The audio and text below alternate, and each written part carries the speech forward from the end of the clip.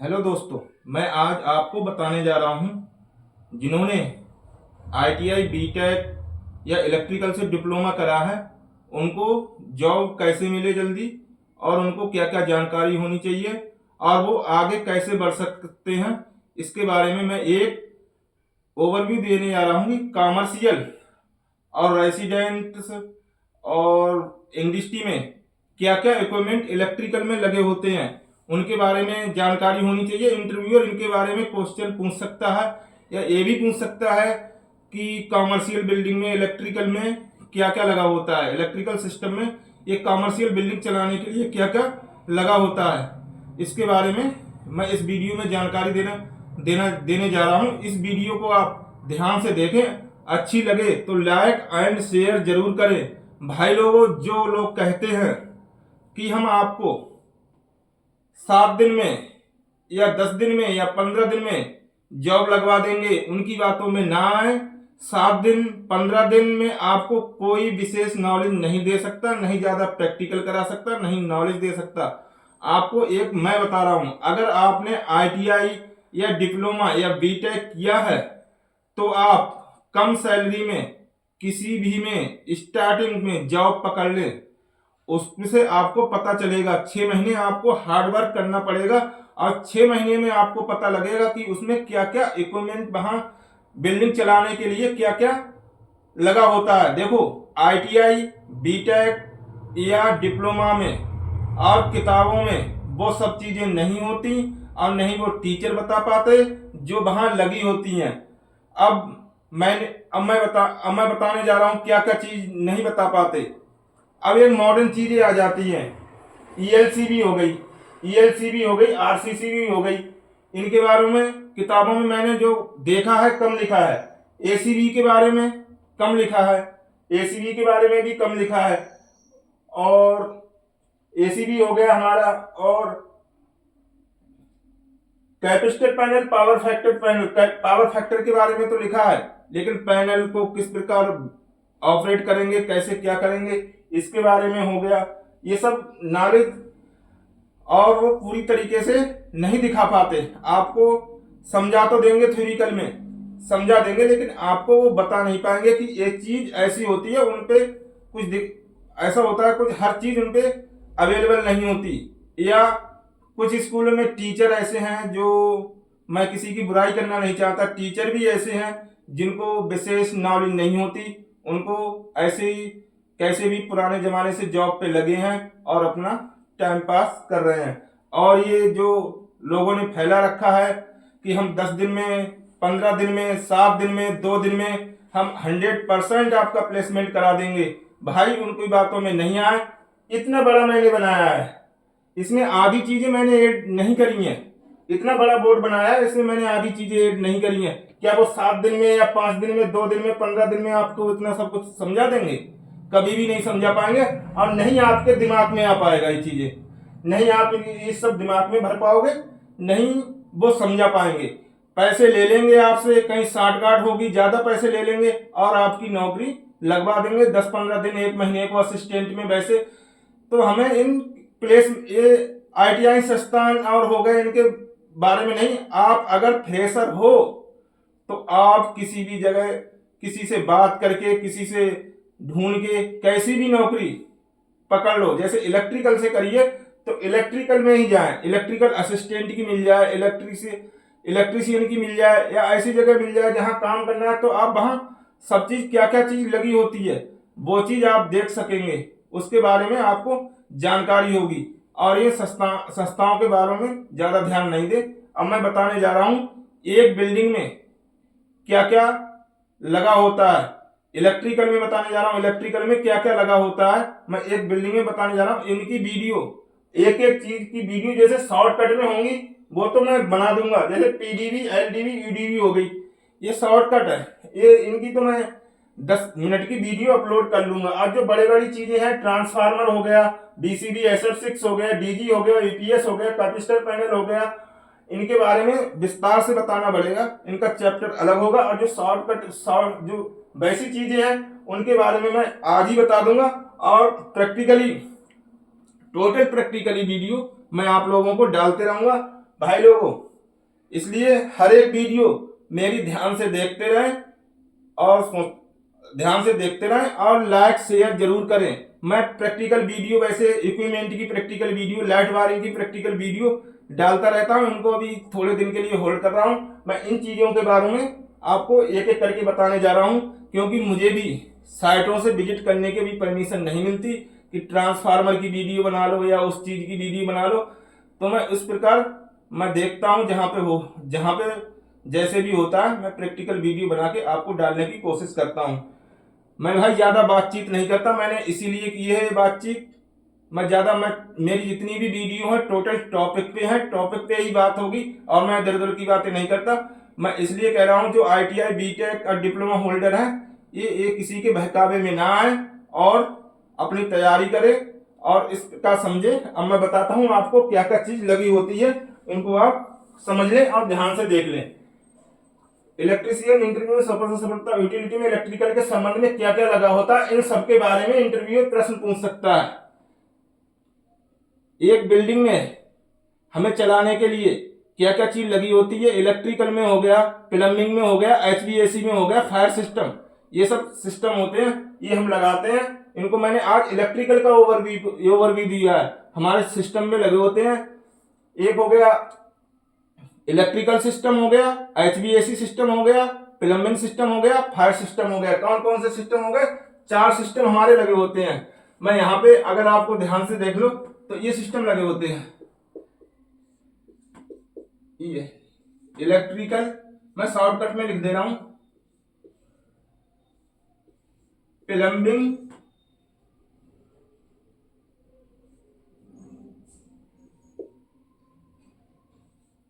Fire,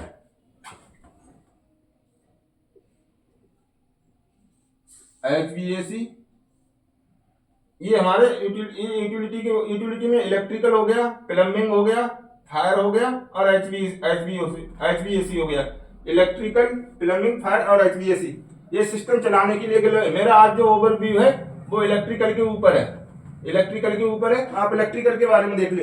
एक जहां पे हमारी सप्लाई आती है, NPCL की सप्लाई आती है, पहले मीटर रूम में आती है। तो मीटर रूम में हम जो रीडिंग लेते हैं, पहले मीटर रूम के बारे में आपसे पूछ सकता है, मीटर रूम कहाँ लगा होता है, कैसे लगा होता है, क्या क्या देखते हैं। तो मीटर रूम जैसे NPCL या जो EPPCL या जहां का भी बिजली बोर्ड है, पहले वो अपने उनका ही होता है वो मीटर रूम, उसमें सप्लाई देते हैं, उसमें आती है। तो उसमें से हम रीडिंग नोट करते हैं, reading KWH, KVH, power factor, MDI और NDI, ये रीडिंग नोट करते हैं। वोल्टेज हो गए, सब कुछ आता है उसमें, जैसे और मीटरों में आता है। मीटर रूम हो गया, मीटर रूम में हमारी रीडिंग नोट करते हैं, वो पावर सप्लाई वालों का होता है, BCB अथवा SF6 रूम। मीटर रूम के बाद आती है हमारी सप्लाई BCB अथवा SF6 रूम में। BCB ये एक ब्रेकर है, ये ब्रेकर किसके लिए लगाए जाते हैं? ट्रांसफार्मर सेफ्टी के लिए, ट्रांसफार्मर की सेफ्टी के लिए, और जो अंडर ओवर वोल्टेज हमारी नहीं जाए, इसके लिए हम एक सेफ्टी डिवाइस प्रयोग करते हैं। तो हम ये BCB अथवा SF6 की ज्यादा वोल्टेज नहीं चली जाए, कोई शॉर्ट सर्किट फॉल्ट हो तो ये ट्रिप हो जाए, इसलिए BCB अथवा फॉरन मीटर रूम के बाद BCB अथवा SF6 लगा होता है। फिर हो गया ट्रांसफार्मर और RTCC, remote tape changer controller. Remote tape changer controller, एक तो मैनुअल भी आप उससे कर सकते हैं और रिमोट के द्वारा भी कर सकते हैं। अब कहीं पे हम बोर्ड लगा देते हैं, उसमें देखते रहते हैं, वहां से हम कमांड देके इसकी वोल्टेज अब देख सकते हैं और अप डाउन कर सकते हैं। और ऑटोमेटिक वोल्टेज सेंस करके, ये ऑटोमेटिक वोल्ट सेंस करके ये अपनी कमांड दे देता है। और ST साइड में जो RTTC लगा होता है, जो रिमोट जो टेप चेंजर लगा होता है, टेप चेंजर, उसमें कमांड देता है और उसकी वोल्टेज कम ज्यादा करता रहता है। RTTC पैनल होगा ट्रांसफार्मर के बारे में पूछ सकता है। ट्रांसफार्मर कितने प्रकार के होते हैं, ट्रांसफार्मर किस सिद्धांत पे कार्य करता है, और ट्रांसफार्मर की सेफ्टी क्या क्या चीज होती है। मेन पे जा रहा हूं, मेन ट्रांसफार्मर प्राइमरी में कितनी वोल्टेज दी जाती है, सेकेंडरी में वोल्टेज कितनी दी जाती है। ये हो गया हमारा ट्रांसफार्मर। आइसोलेटर, ट्रांसफार्मर के बाद फौरन आइसोलेटर हम ट्रांसफार्मर लगाते हैं। LT पैनल और ट्रांसफार्मर के बीच एक आइसोलेटर होता है, ACB की तरह होता है।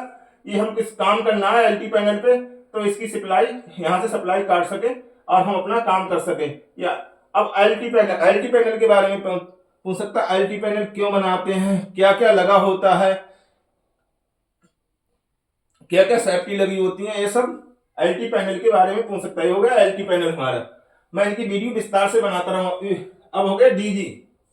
हमारे बिल्डिंग में देने के लिए दो पावर बैकअप होते हैं, डीजी और यूपीएस। तो डीजी और यूपीएस पावर बैकअप है। DG UPS uninterrupted power supply है। इसकी सप्लाई का पता नहीं लगता फेल होने का, इसका पता लगता है ये फेल हो जाती है। ये दो पावर बैकअप होते हैं। डीजी के बारे में, डीजी की सेफ्टी, डीजी किस सिद्धांत पे कार्य करता है, ये इंटरव्यूअर पूछ सकता है। यूपीएस के बारे में, यूपीएस कैसे काम करता है, बैटरी कैसे कनेक्ट करते हैं, और इसकी जो पैरामीटर्स हैं क्या क्या नोट करे जाते हैं, क्या क्या पैरामीटर्स होने चाहिए, जैसे voltage, ampere current, input output, जो फ्रीक्वेंसी वगैरह है वो हम चेक करते हैं। फिर हो गया capacitor panel. Capacitor panel LT panel में लगा होता है। कैपेसिटर पैनल एलटी पैनल में लगा होता है। कैपेसिटर पैनल के बारे में पूछ सकता है, कैपेसिटर पैनल क्यों लगाते हैं, पावर फैक्टर क्या होता है, पावर फैक्टर कितना रखना चाहिए, इसके बारे में पूछ सकता है इंटरव्यूअर। अर्थिंग ये हो गई अर्थिंग के बारे में पूछे, अर्थिंग कितने प्रकार की होती है, अर्थिंग हम क्यों करते हैं, अर्थिंग हमारे लिए जरूरी क्यों होती है, अर्थिंग कितने प्रकार की होती है, अर्थिंग का रेजिस्टेंस वैल्यू क्या होती है, ये किस प्रकार चेक करेंगे, इंटरव्यूअर पूछ सकता है question. Ppm plant preventive maintenance है। इसको हम किसी इलेक्ट्रिकल इक्विपमेंट का हम उसके पैरामीटर्स चेक करते हैं, उसके जो सब पैरामीटर्स चेक करते हैं, कुछ जला नहीं है, कुछ नहीं है, सब टोटल मैकेनिकल है, तो उसकी बैरिंग वगैरह चेक करेंगे, पुली वगैरह चेक करेंगे, बेल्ट वगैरह चेक करेंगे। और इलेक्ट्रिकल में टोटल कॉन्टेक्टर हमारा सही काम कर रहा है, ऑन ऑफ उस बटन सही, कोई वायर जली हुई तो नहीं है, उसके टोटल टर्मिनल टाइट करेंगे, सीआरसी से साफ करेंगे। ये होता है पीपीएम हर चीज का, इलेक्ट्रिकल इक्विपमेंट का अलग अलग तरीके से होता है। मैं हर एक चीज का पीपीएम बता दूंगा आपको। पीपीएम का एक मैं चैप्टर बना दूंगा कि पीपीएम कितने दिनों पे कैसे, किस इक्विपमेंट का कैसे होता है, ये पीपीएम के बारे में पूछ सकता है। फिर हो गया हमारा, ये हो गया एसीबी हो गया। एसीबी क्यों लगाते हैं, एसीबी एयर सर्किट ब्रेकर है, ACB air circuit breaker. MCCB हो गया moulded circuit breaker, MCB miniature circuit breaker, ELCB earth leakage circuit breaker, RCCB reduce circuit breaker. देखो ELCB earth leakage direct equipment को sense करता है, ये equipment को sense नहीं करता। इनमें दो अंतर है, विस्तार से समझा दूंगा, किसी की बातों में ना आए कोई। ईएलसीबी अर्थिंग पे काम करता है, इक्विपमेंट की अर्थ लीक होगा तभी ट्रिप करेगा। आरसीसीबी जब ह्यूमन बॉडी में करंट लगेगा फौरन ही ट्रिप मारेगा। इसको हर जगह नहीं लगाया जाता, ये कोई वैसी एरिया होती है वहां लगाया जाता है, नहीं तो ये मिली एम्पियर में आती हैं, 50 एम्पियर, 100 एम्पियर, 300 एम्पियर तक शायद आती हैं, ये आती हैं। अब हो गई मोटर लगी होती है हमारी, मोटर के बारे में पूछ सकता है। मोटर हर जगह लगी होती है, फैक्ट्री में लगी होती है, रेसिडेंट साइड पे लगी होती है, कॉमर्शियल में लगी होती है। मोटर और स्टार्टर हर जगह लगे होते हैं, मोटर स्टार्टर रिले। मोटर के बारे में पूछ सकता है, मोटर इतने एचपी की है, कितना करंट लेगी, मोटर को स्टार में क्यों डेल्टा में क्यों चलाते हैं, स्टार में क्यों नहीं चलाना चाहिए, ये सब स्टार्टर के बारे में, स्टार्टर की कंट्रोल वायरिंग, DOL की, स्टार डेल्टा की कंट्रोल वायरिंग में पूछ सकता है। रिले के बारे में, रिले क्या होती है इसके बारे में पूछ सकता है। अब क्या लगा था, पीडीबी, एलडीबी, यूडीबी। इलेक्ट्रिकल में पीडीबी होता है पावर डीबी, इससे पावर की सप्लाई जाती है। एलडीबी होता है लाइट डीबी, जिससे लाइटों की सप्लाई जाती है। यूपीएस डीबी, इसमें यूपीएस की सप्लाई जाती है। यूपीएस की सप्लाई, यूडीबी इनपुट आएगी, फिर आउटपुट वर्क स्टेशन पर यूडीबी की सप्लाई चली जाएगी। भाई वीडियो को ध्यान से देखते रहें और समझते रहें, और जो समझ में नहीं आए वो कमेंट में जरूर बताएं। और अब ये हो गए हमारे इक्विपमेंट जो अभी और लगे होते हैं। इलेक्ट्रिक HVAC सिस्टम भी लगा होता है हमारा, HVAC सिस्टम, कंप्रेसर। इनके बारे में अभी मत जाओ, जो फ्रेशर है, जो वैसे हैं। HVAC सिस्टम, कंप्रेसर, ये लगा होता है। अब हो गया हमारा पीडीवी, एलडीवी, यूडीवी। वोल्टेज कितने प्रकार की होती है, वोल्टेज कैसे चेक करते हैं, इनके बारे में पूछ सकता है। और करंट को कैसे मेजरमेंट करते हैं, हाई करंट कैसे मेजरमेंट करते हैं, लो करंट कैसे मेजरमेंट करते हैं, इनकी नॉलेज होनी चाहिए। इनकी तो नॉलेज विस्तार से होनी चाहिए। वोल्टेज, करंट, रेजिस्टेंस, फ्रीक्वेंसी, जिसने 3 चीजें पढ़ ली, वोल्टेज, करंट, रेजिस्टेंस, कुछ भी कर सकता है, कुछ भी चीज ठीक कर सकता है। ये 3 चीजों पे डिपेंड करता है। किसी चीज का रेजिस्टेंस चेक कर सकते हैं, सही है खराब है, उसका करंट मेजरमेंट कर सकते हैं, करंट मेजरमेंट करके, और वोल्टेज, करंट, रेजिस्टेंस, इन तीनों चीजों के बारे में अच्छी तरीके से पता होना चाहिए। Voltage, current, resistance. Frequency AC में 1 सेकंड में 50 हर्ट्ज होती है, तो फ्रीक्वेंसी पूछ सकते, फ्रीक्वेंसी के बारे में। अब इनके बारे में, वाट क्या होता है, watt, kilowatt, KVA, KVARH, MDI, maximum demand, MF, multiply factor क्या होता है, मल्टीप्लाई फैक्टर किसी चीज का कैसे निकालेंगे, मल्टीप्लाई फैक्टर, इन चीजों के बारे में। वाट हो गया 1 किलोवाट बराबर 1000 वाट। केवीए में पावर फैक्टर नहीं होता। ट्रांसफार्मर डीजी हम केवीए में मेंशन करते हैं। केवीएच रीडिंग होती है केवीएच की, केवीआरएच हो गया। इसके बारे में आप कंफ्यूज हो जाओगे, मैं विस्तार से बता दूंगा। इनके एक बना दूंगा, पूरी वीडियो बना दूंगा इसके बारे में। एक चैप्टर ले लूंगा मैं इसकी पूरी वाट, किलोवाट, केवीए, केवीएच, केवीआरएच, एमडीएच और एमएफ मल्टीप्लाई फैक्टर, एक वीडियो फुल बना दूंगा और इसके बारे में बता दूंगा। एचवीएसी सिस्टम भी लगा होता है, इलेक्ट्रिकल इक्विपमेंट होते हैं जो हमको चेक करते हैं। जैसे एयर कंडीशन होता है, छोटे छोटे रूमों में एसी लगाते हैं। जैसे कोई बड़ी बिल्डिंग है, कॉमर्शियल बड़ी बिल्डिंग हो गई, तो हम एचवीएसी सिस्टम लगाते हैं। हीट, वेंटिलेशन, एयर कंडीशन, इसकी फुल फॉर्म होती है। बहुत बड़े प्लांट होते हैं। और एचयू वगैरह, इसमें HU, primary secondary pump, HU BFD इनमें लगी होती है। एचयू लगे होते हैं और मोटर लगी होती है। प्राइमरी सेकेंडरी, कंडेंसर हो गया, कूलिंग टावर हो गया, ये सब चीजें इसमें लगी होती हैं। एचयू हो गया, कूलिंग टावर, ये सब बड़ा सिस्टम है। इसके बारे में वीडियो बाद में बनाऊंगा। अब आपको समझ में आ गया होगा कि इलेक्ट्रिकल सिस्टम में इंटरव्यूअर क्या क्या पूछ सकता है, इलेक्ट्रिकल में क्या क्या चीजें लगी होती हैं, मैंने आपको बता दिया। अब मैं एक एक इनकी जो शॉर्टकट में है उनकी तो मैं वीडियो डाल दूंगा। ये शॉर्ट में हो गई, जैसे लॉन्ग वीडियो बनेगी उसकी हर एक वीडियो देखते रहे।